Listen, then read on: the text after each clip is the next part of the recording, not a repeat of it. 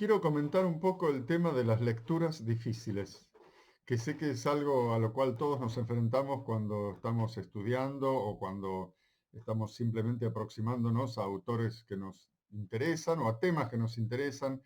Es común, es frecuente que uno se encuentre con textos que le plantean dificultades por distintos motivos. Bueno, anoté acá algunas ideas que querría compartir con ustedes en relación con ese momento, esa experiencia, ¿no? Em, Como filósofo, como escritor, yo estoy a favor de la claridad total, es decir, ese es mi ideal, mi idea, mi búsqueda, mi necesidad, mi estilo, ser absolutamente claro, tratar de serlo al menos, ¿no? Creo que mi visión tiene que ver con, es necesario lograr la mayor claridad posible para que la persona que lea entre también con la mayor facilidad y fluidez posible al texto. Pero a veces es cierto que hay temas que no permiten demasiada facilidad, y también es cierto que hay autores que tienen como otra visión, no son de fácil lectura, por distintos motivos. Yo quiero dar algunas ideas acerca de cómo hay que tratar con los textos que uno no entiende. Para empezar, no tener miedo. Es decir, uno entra en una lectura difícil como en una cueva, ve monstruos, ve fantasmas, y el principal fantasma creo que uno tiene que enfrentar ahí es el que dice, soy un boludo. Otro fantasma muy frecuente es el autor está abusando de mí. En vez de decirme la cosa claramente, me está enredando. Bueno, uno, digamos, me parece que no es buen punto de partida adjudicarse alguna deficiencia por no estar entendiendo y tampoco necesariamente, aunque hay autores que cultivan cierta oscuridad, eso también es cierto, creo que el mejor punto de partida sería cierta inocencia, digamos, cierta frescura en relación con el abordaje del texto y entender que uno no está en falta por no entender algo, sea por un motivo o por otro, no hay ninguna falta, no hay ninguna culpa en esto, simplemente eh, se plantea un tipo de comunicación distinta, digamos, ¿no? Otra cosa que me parece importante decir es que con un texto de este tipo uno tiene que leerlo varias veces marcando. Uno tiene que entrar con un lápiz al texto y ir dejando huellas de su lectura.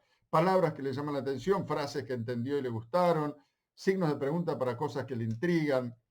Cuando a mí me preguntan por dónde empezar a leer a Nietzsche, yo siempre digo lo mismo. Tenés que tomar uno de estos tres libros, El Anticristo, Ecce Homo o El Crepúsculo de los Ídolos, y leerlo dos veces con un lápiz en la mano. Eso sería como una especie de resumen del abordaje que yo creo que hay que tener con un texto difícil. La relectura y marcarlo, digamos, ir uno apropiándose del texto al dibujarlo, al ponerle cosas encima. Después, otra cosa importante, que no se entienda todo no quiere decir que no se capte algo. La lectura se hace de algo, de frases, de ideas, de palabras, de perspectivas que uno capta y de las que se apropia. Ese es el trabajo por hacer, digamos. No es que uno tiene que plegarse completamente al texto y tratar de estudiárselo, digamos, de saberlo, de ser completamente el texto.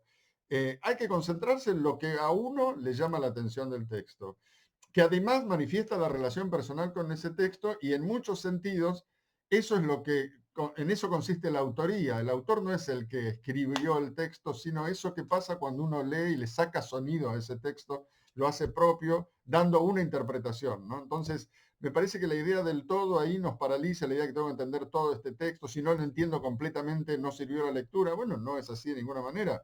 Uno lee libros de los que saca dos o tres cosas que le resultan importantes y sigue para otro lado y algún día retomará esos libros o no. Uno con esas cosas que tomó va haciendo su propia construcción, su propio camino. Después otro punto importante, entendés más de lo que crees, porque no se lee solo con la conciencia, sino también se lee con una atención de otro tipo, diríamos, ¿no?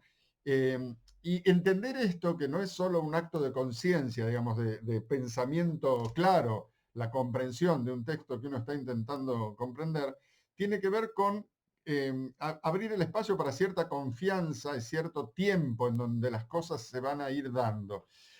Hay que familiarizarse con los autores o con los textos. A veces una segunda, tercera lectura o dejar pasar un tiempo o leer otro texto de ese mismo autor, uno va entrando de a poco en un mundo, por supuesto en la medida en que le interese o deba hacerlo por otras razones, ¿no?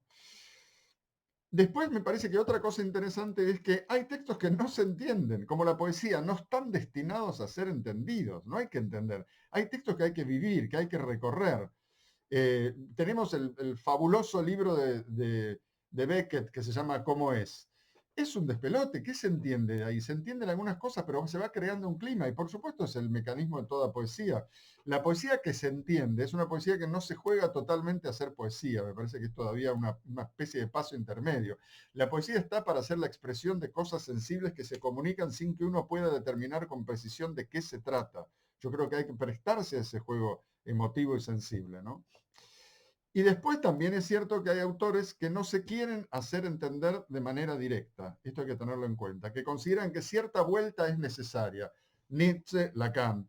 Eh, la idea de fondo es que uno tiene que ir armando la idea. Uno puede decir, son unos canallas que no me explican, pero también puede entender que ellos se piensan a la escritura o al texto como algo en donde pasan cosas y en donde también, en vez de someterte a una explicación, te dan como la libertad para que pase lo que vos quieras o seas capaz que pase, ¿no? Es decir, empujan una experiencia personal del texto y a una producción de ideas propias. Bueno, espero que estas ideas les hagan más fácil enfrentar textos considerados difíciles. Si les gustó esto o se les ocurre algo, me interesan, por supuesto, las respuestas, que me dejen comentarios, porque es un tema que creo, por supuesto, que, digamos, no agoté y que sería lindo seguir pensando.